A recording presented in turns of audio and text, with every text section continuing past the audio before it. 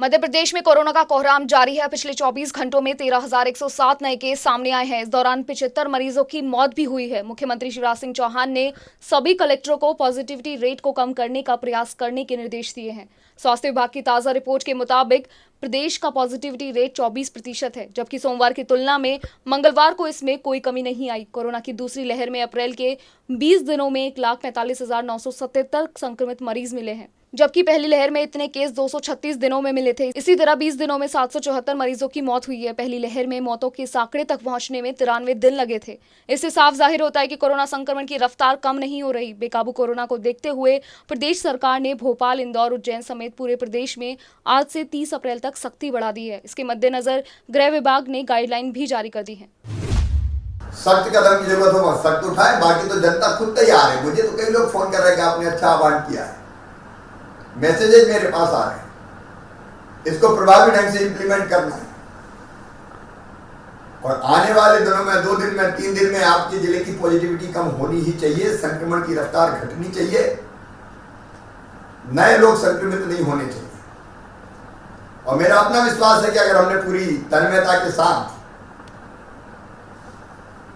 Covid के protocol की गाइडलाइनों का पालन करते हुए कार्रवाई की तो हम ये संख्या बढ़ने नहीं देंगे।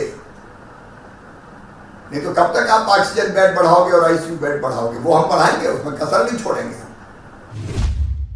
प्रदेश का मेडिकल हब कहे जाने वाले इंदौर में इस समय अस्पतालों के हालात बेहद खराब हैं। इस समय अस्पताल में कर्मचारियों से लेकर डॉक्टर तक मरीजों को लूटने और ठगने की सारी सीमाएं पार कर रहे हैं। ऐसा ही एक मामला शहर के सुपर स्पेशलिटी हॉस्पिटल में उजागर हुआ है, जिसमें हॉस्पिटल में काम करने वाला निजी कंपनी का मैनेजर 60,000 में बेड उपलब्ध करा रहा था। इस मामले से जुड़ा एक ऑडियो वायरल हुआ है, जिसके बाद अस्पताल में जारी इस गौरख धंधे का खुलासा हुआ। फिलहाल अस्पताल प्रशासन ने एक व्यक्ति के खिलाफ केस दर्ज कराकर मामला पुलिस को सौंप दिया।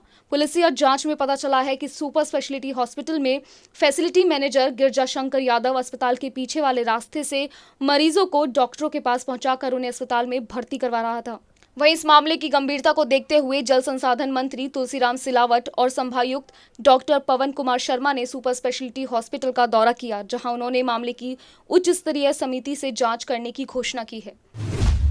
मध्य प्रदेश में कोरोना की दूसरी लहर भयानक रूप लेती जा रही है। राजधानी भोपाल में हालात दिन पर दिन बिगड़ते जा रहे हैं। पहली लहर के मुकाबले दूसरी लहर ज्यादा डरावनी है, क्योंकि इस लहर से मरने वालों की संख्या काफी ज्यादा हो रही है। अब तक तो ऐसा था कि अंतिम संस्कार के लिए परिजनों को शमशान घाट में लंबा इंतजार करना पड़ता था, लेकिन भोपाल में तो अब ऐसे हालात भी बन गए हैं कि शमशान घाट के लॉकर्स में अस्थि कलश रखने की जगह नहीं बची है।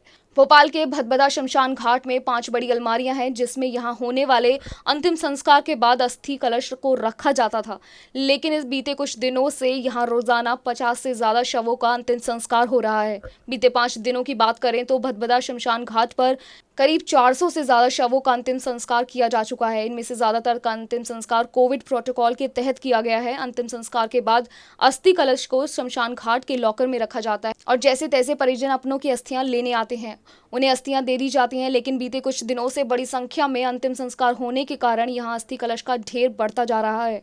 लॉकडाउन के कारण ज्यादातर लोग अस्थि कलश लेने पहुंच ही नहीं पा रहे, जिसके चलते लॉकर में अब जगह कम पड़ने लगी है। फिलहाल 2 नए लॉकर वाली अलमारियों का ऑर्डर दिया गया है, ताकि अस्थि कलश रखने की जगह बनाई जा सके।